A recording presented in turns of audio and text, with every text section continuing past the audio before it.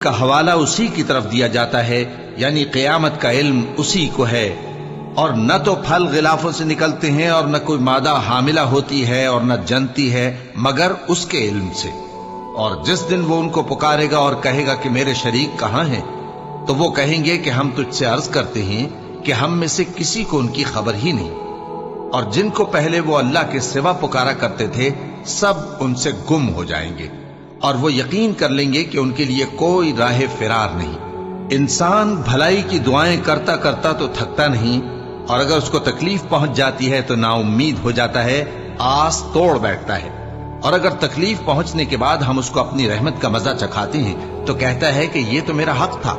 اور میں نہیں خیال کرتا کہ قیامت برپا ہو۔ اور اگر قیامت سچ مچ ہو بھی اور میں اپنے پروردگار کی طرف لوٹایا بھی جاؤں تو میرے لیے اس کے ہاں بھی خوشحالی ہوگی۔ پس کافر جو کچھ کیا